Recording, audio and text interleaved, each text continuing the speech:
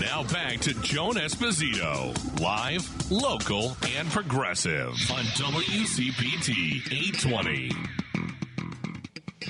I'm very pleased to welcome back Jill Wine-Banks, one of our favoriteest people in the whole world, and somebody who pays probably, if it's possible, even more attention to politics than I do. And that's saying something. Jill Wine-Banks, of course, former Watergate prosecutor, author of The Watergate Girl. And she joins us now with her take on the inauguration. Jill? Well, it's not a happy story, I would say. I was struck by the hypocrisy and the lies and concerned about how, even though there was some return to normalcy and norms, because all of the living presidents attended, including who was then the current president until noon, attended, and then watched the fact that Donald Trump did not observe any of the norms of an inaugural speech, of being lofty, idealistic. Instead, he was petty. He attacked the president who was sitting in the room, who was by then, the former president, but was sitting right there as Donald Trump did these terrible commentaries that were all untrue. And so between the lies and the inappropriate comments, I found it hard to watch. And being in the very room where he had sent his followers to disrupt the counting of the ballots 4 years ago was very hard to watch. It just, I can't stand seeing what's going on. I'm very worried. I watched the confirmation hearings as well, and that is another thing that is of great concern.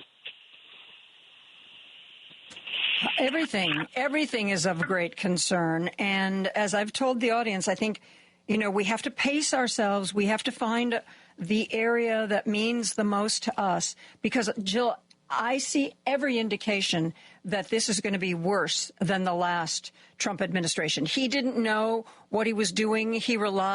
Because he didn't know what he was doing, he relied on people who had experience and a reputation. Now he knows that the way to do whatever he wants to do without anybody telling him no is to just put total yes people in every job. Pete Hegseth, Tulsi Gabbard, Kash Patel.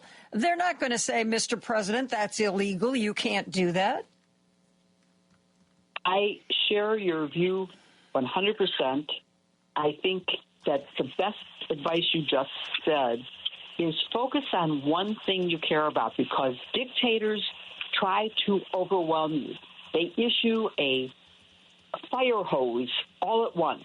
The fact that he had, 100 different executive orders in one day made it very difficult for the media to focus on any one of them or any person to focus on that. Mm-hmm. And so what my advice is pick the one issue you care about and learn everything there is to know about that issue so that you can have conversations with Trumpers and even those who are just less knowledgeable than you are in order to protect us from the worst that could come.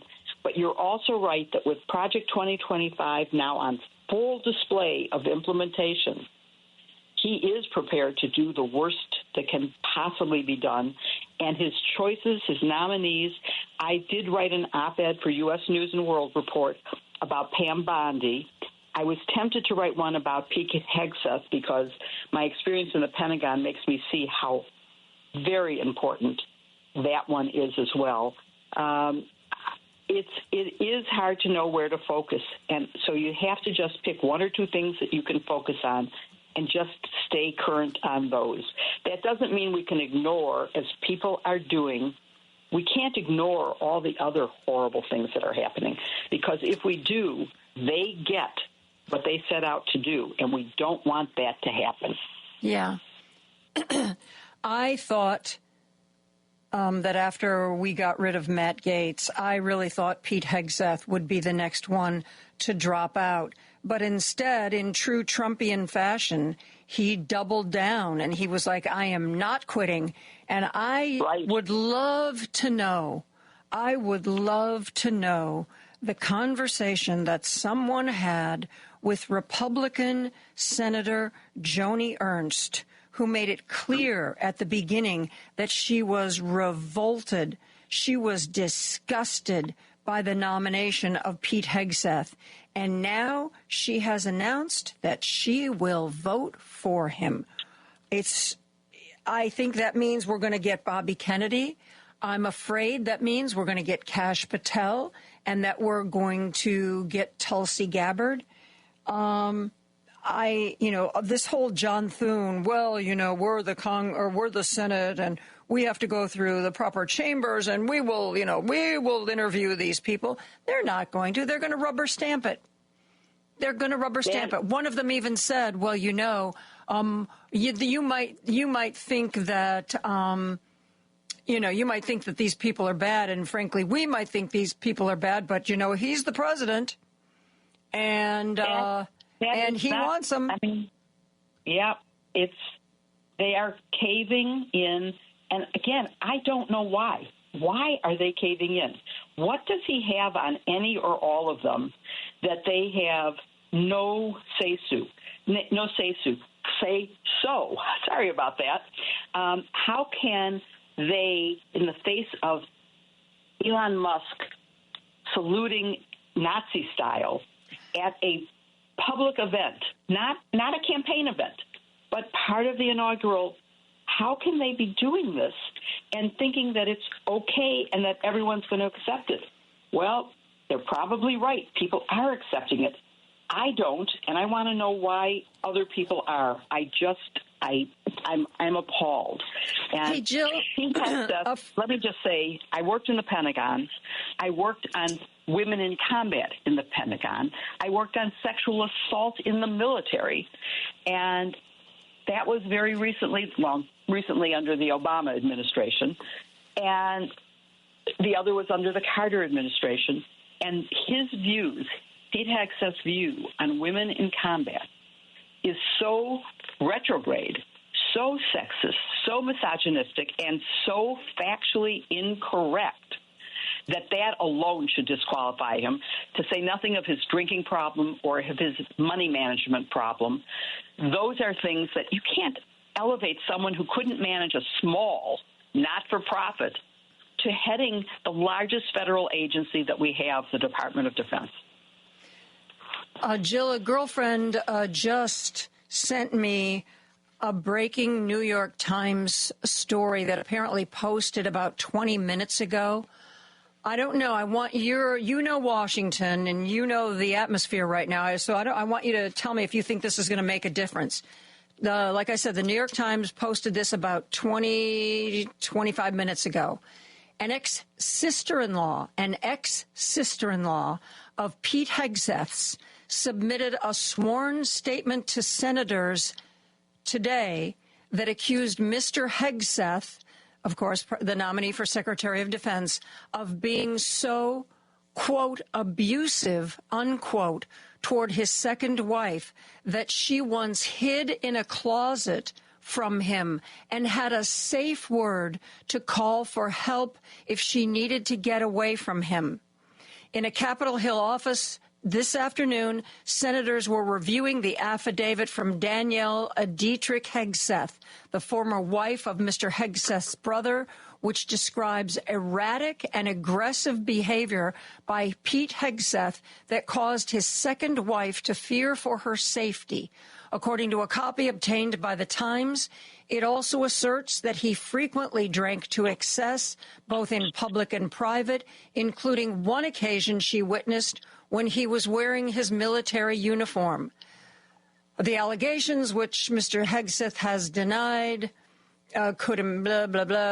Republicans who've learned of the accusation in recent days have privately raised concerns about them, according to people familiar with the conversations, suggesting this new information could potentially sap the necessary support for his approval in the Senate. In her affidavit, this woman said she'd spoken with the FBI about Hegseth and had come forward to Congress in the hopes that this public statement will ensure that certain senators who are still on the fence will vote against Hegseth's conversation. Wow, Joan, that is a lot to absorb. But, I hate predicting the future. Especially when this regime... Yes, I was going to say, especially the Supreme Court now, or anything to do with Donald Trump, or the Republicans who seem to have totally cowered in his shadow. But and let me say something I have never said publicly, which is that shame on the Democrats. Hegseth, at his hearing, had Republicans issuing tons of letters of support for him. And the Democrats had one reference to a huge pile that was a forensic accounting report. They did not have and did not call witnesses who would testify. They did not have his accuser of sexual assault. They did. Now, let me say, I understand why these women are afraid to come forward. And aside from the fact that she had an NDA that paid her to go away, so that's one reason. But also because I'm sure that they have been threatened. That seems to be the case based on Jane Mayer's reporting in the New Yorker.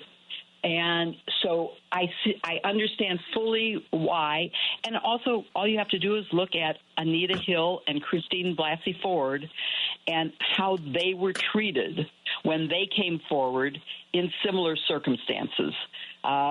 Both of those were in connection with a Supreme Court justice, but the confirmation hearing is the same thing as for a cabinet nominee. So I understand why they're not coming forward. But in the absence of people willing to come forward, it's easier for the Congress to ignore them. This woman sounds like she's willing to come forward. She is only a hearsay witness. She might be able to say, I saw my sister-in-law. It sounds like it's his brother's wife, so it would have been her sister-in-law. I saw my sister-in-law and rescued her from a closet. That would be pretty powerful. And I don't think it would take very much. There are some senators, including possibly Joni Ernst, who was already appalled by his against women in combat and against mothers. We need mothers, but not in combat. Well, hell, what about fathers? We need fathers, and we need both in combat. So you're giving me a little optimism that there may be this one person who's willing to testify publicly. And shame on the Democrats if they don't force another hearing. And shame on the FBI for not giving everyone these documents. And, only the two top members of the committee have seen the FBI report. This is not normal, and I also want your listeners to know one other really important fact, which is that the FBI considers the president-elect their client and takes guidance from him as to who they can and cannot interview. That is not a legitimate investigation. Right. Unless the FBI follows everything where it leads, every piece of information they get, they are not doing the country the service of finding out whether there's something he could be blackmailed for that would hurt our national security. He is going to have the nuclear code. He can't be subject to either drunkenness, despite his promise that, if I get this job, I will stop drinking completely. And then when Senator Mazie Hirono followed up and said, if you are confirmed and if you are ever drinking on the job, will you immediately resign? And he refused to answer. Right. He refused to answer most questions. And he and Bondi were extremely rude to Senator Hirono. Bondi also to Schiff and to Padilla.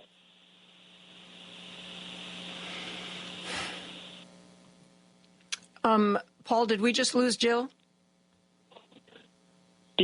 Okay. Am I gone? Oh, yeah, you just dropped out. You dropped out for a second, but you're back now. Sorry. I don't know if you heard my last part about the rudeness of Hegseth and Bondi.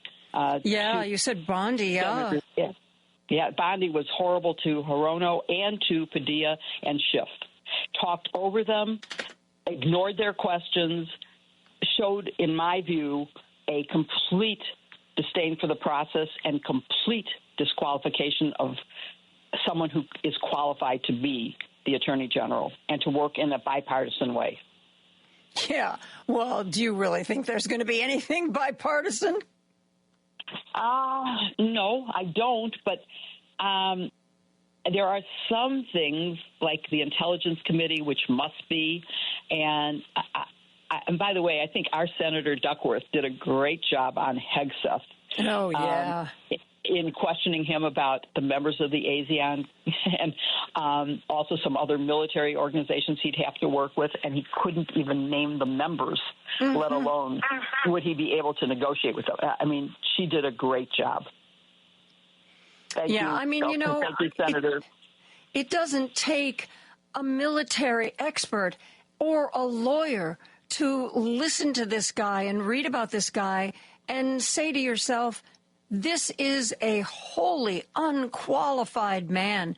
This man is unqualified to run another small volunteer group, let alone our military. Yep, it's all true. Imagine if you were a business person, would you hire him to be the CEO of a minor unit within your organization? And the answer is you wouldn't take that risk. And Donald Trump is going to get away with this. I unfortunately think, despite what I've written about Bondi and what I think about Hegseth, that both are going to be confirmed because that's what I saw in the questions from Republicans. And there just aren't enough Democrats to stop it from happening. Unless some Republicans defect, both of them will be confirmed. Tulsi Gabbard, I don't know. And Kennedy Jr. has not been scheduled for a hearing, at least as of this morning when I checked. And so are they having second thoughts about him? I don't know. But they should be about him, and they should be even more so about Tulsi Gabbard. Oh, yeah. Well, it was reported that privately there are some Republicans on Capitol Hill who will tell people privately that they think she's in so deep with the Russians that she might as well be called a Russian asset. Wow. But that's their private view. They won't say it publicly. Yeah, because they fear the consequences. And with billionaires funding all of this, talk about a bad visual. I wasn't going to watch the inauguration because it was too repulsive, but I decided that someone has to watch it and someone has to tell other people what happened. And the visual of the billionaire tech bros sitting in front of the cabinet nominees, surrounding Donald Trump, saying, this is who we are going to be governing with, this is who's in charge, are these tech bros, was so disgusting. I can't even, other than saying, look at the photograph and see, is that what you want for our government? Do you want the tech bros in charge? That's what's going to happen. That's what it looks like. It's really sad. And then you look at who the cabinet nominees are, and honestly, okay, Marco Rubio flew through because he is, I may not agree with his policies, but he's sort of sane. I mean, he has caved into Donald Trump, having had an opinion that he was not so good when he was running for president. But he is definitely more sane than most of them, and more qualified than most of them. I mean, the Secretary of Education nominee, we haven't even mentioned her. She's not qualified, and she lied about her resume, but in a minor way. Tony Hawk, I take it down. Let me just close. Sorry, had my TV on pause. and it decided it wasn't going to stay on pause. We're in for a really bad thing, and all I can say again is what you said. Everybody has to develop their own expertise in at least one subject. And I'm actually, I have a new show on YouTube called Just the Facts, which, of course, is one of the mottos of your station, because I think facts matter. Oh, yours is Facts Matter, which is, I believe, to be absolutely true. And I found an organization called News Literacy Project, and they have developed a wonderful training program to help middle and high schoolers learn to tell fact from fiction, how they can check the credibility of their news sources, and how they can double-check to make sure what they're reading is really true. And I think that's what all of us, adults alike, need to know. It's basically critical thinking skills. And it's so essential in this era of no fact-checking, of people getting news from whoever posts on social media. It doesn't matter if they know anything. That's how conspiracies get started. They just write it, and then people repeat it. And, I have a friend who has 2 master's degrees who believes what she hears on Fox News, none of which is true. She still believes that there were suitcases of ballots that were stuffed in 2020, that there were machines that flipped votes. We know that's not true. There's no evidence of that, but she doesn't believe that part of the story. She only believes that Donald Trump said it, and so it's true. God help us. God help us, Jill. Yeah. And I was reading something. I saw a social media post over the weekend that was like, they were quoting some statistics about the ability of adult Americans to read, and that how many, something like 50% of Americans in this country read somewhere between a 3rd grade and an 8th grade level. And the guy who posted it said, what this means, if you can't read, you have a great deal of trouble thinking critically. If you don't have the reading skills, you don't have the experience in evaluating this kind of stuff. So, back to, we don't teach civics anymore. I can verify my daughter-in-law teaches at a Chicago public school. And one of the real problems that she has is so many of the quote-unquote middle schoolers that she's teaching don't have the reading skills necessary to read the materials that she's supposed to be teaching. Wow. It's sad and true.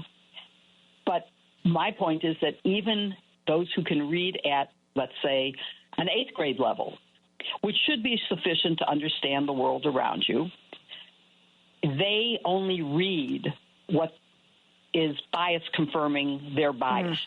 Everybody's in their bubble. They're in their own bubble, and so they are acting on false information. They think that the election was stolen. They think that Donald Trump is going to help them, not the rich people. They don't know the truth. They believe that Hegseth is qualified. They aren't hearing about his drinking problem, about his management problems, about his sexual assault problems.